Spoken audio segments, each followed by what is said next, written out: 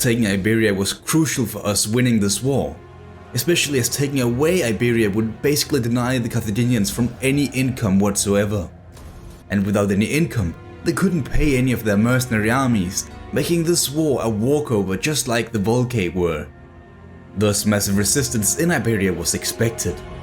Legio Victrix was the first Roman legion to ever set foot on Iberian soil, and did it in the name of Mars, where they looted and destroyed the port of Cyzes.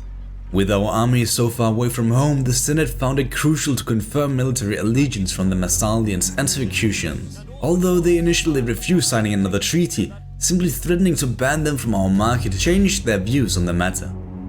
The world was quickly becoming more polarized, the lands of the north against the south. This was especially important as the Massalians already had begun their own invasion into Hispania, defeating the infamous Hannibal Barca, taking Saguntum and Ilici in the process. With Hannibal the main driving force behind the Punic armies having fled back to Carthage in Africa, the Phoenicians mustered a grand army to defend Carthagonova. It was additionally reinforced by local Iberian tribes, making it almost unbreachable. However, if we were to take out the Iberian tribes, the Carthaginian presence on this peninsula would be so weak we could even kick them out of Hispania, leaving them with no more than the lands of Africa.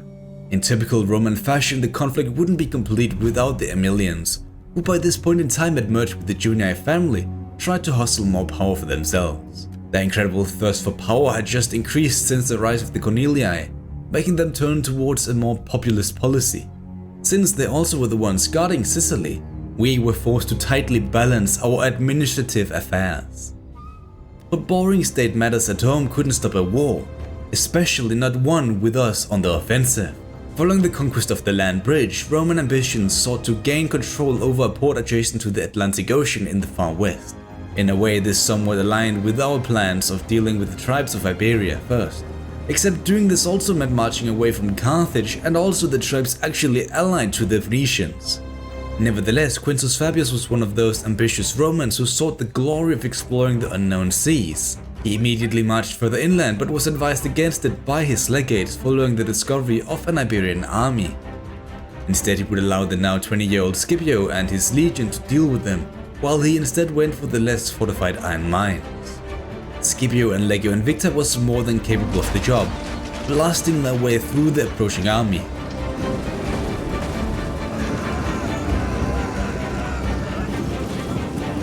A second tribe appeared on the right, but the Triplice Aches formation granted us enough flexibility to redeploy 3 units on that flank. The first charge was brutal.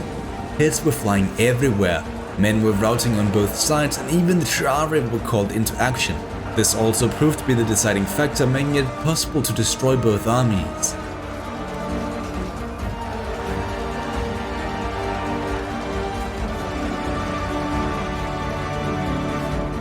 This heroic victory led to many casualties among our youngest Astarte, and the following town assault just made it so much worse. In general, dealing with the tribes of Hispania's Iteria was draining our manpower. Both legions were depleted and we even lost an entire Scorpion crew.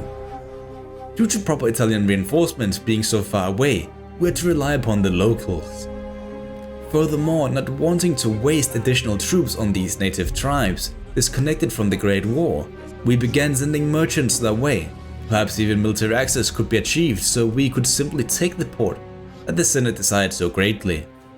Upon clearing the countryside of scum and villainy, we heard of a Turdetani army twice the size of both our legions combined on the way north.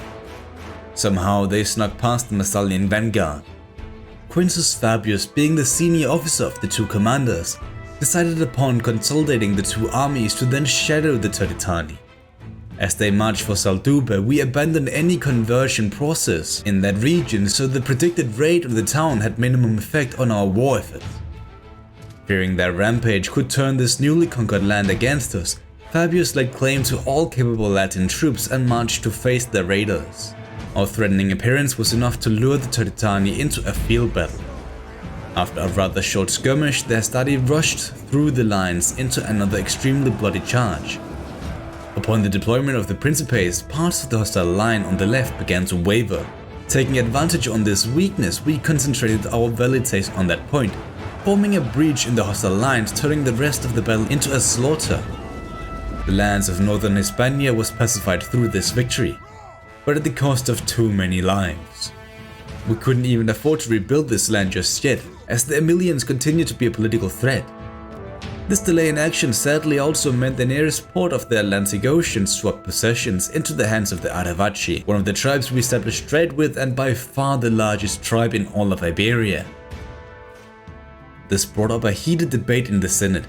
Should we attack or abandon the quest in favor of dealing with the more relevant threat of the south? The debate concluded with Scipio and his now native-dominated army marching south, and additional troops from Rome being transported over from Italy through the land bridge, although it would take years before they arrived. Quintus Fabius, on the other hand, refused this course of action set up by the Senate and declared war in support of the Vascones, the other trade partner of ours in the west. Thus Fabius and the famous Victrix Legion laid siege to Numantia. Here Roman engineering came in clutch with ballistae blasting through these barbarian wooden walls, while the Roman infantry advanced in a new modern testudo formation, making them basically immune to missile fire. This way the Roman infantry could get in close to the breach from where they would charge into the city. This effectively also took away attention from other vulnerable areas, meaning we eventually surrounded the Aravaci in their own homes. After the battle we raised the city to let them understand our intentions. Although taking this walled fortress in the middle of Iberia was the best option in the search of this port in the west, this also opened up another front from the south. Once again Scipio was forced to change course of action and instead take the central regions. Strategically this was fine as the Massalians denied any Carthaginian advance, not to forget that the so feared Hannibal Barca was nowhere to be seen. However, we couldn't count completely on the intel we were given, as once we heard of an Aravaci siege against one of our trade partners, we believed this to mean their own towns were vulnerable. Except this wasn't the case. This tribe was way stronger than most imagined. At that specific moment it was more an economic issue rather than anything else, as the potential loot could help sustain their required legions. Increasing taxes was basically impossible due to the Emilian populists. For Scipio too, trouble was at hand. A tribe previously believed to be neutral in the Great War was blocking his path. Only through his cunning was Scipio able to defeat the annoying army and afterwards also the town garrison Alspite, not to forget the before mentioned highly desired gold. But we weren't the only ones making progress. In the far south, a Samnite army made landfall in Africa, from where they have slowly been making their way north towards the Carthaginian capital. Perhaps this was what occupied the attention of Hannibal Barca. Not wanting to let a subject state get the glory of conquering Carthage, a man named Lucius Longus took command of Legio Gemina, set sail for Africa too, taking quite a lot of attrition in the process.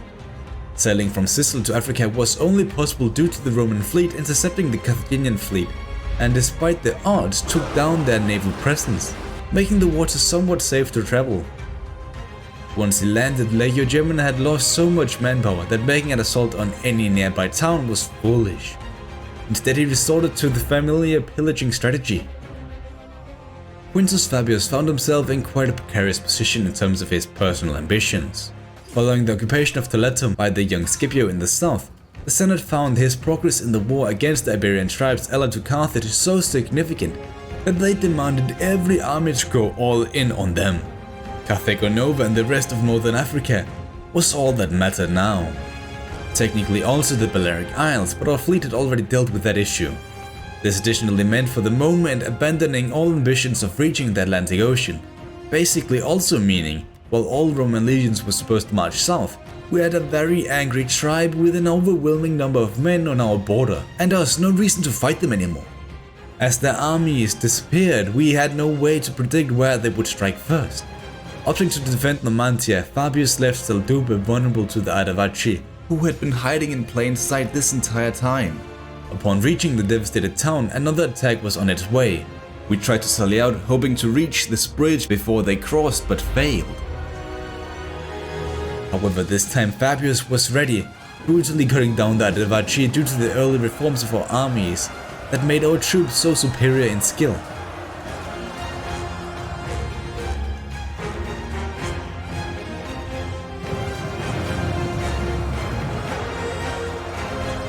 but there were just so many Arevaci, making them an unending threat. It was only by seizing the walls of Verona and by being just a small track away from the previously desired port, the Senate was able to sign a peace agreement with the otherwise hostile tribe. A treaty arrangement in the north, such as this one here, came at the perfect time as we finally found the whereabouts of Hannibal. He was leading a small fleet in the south,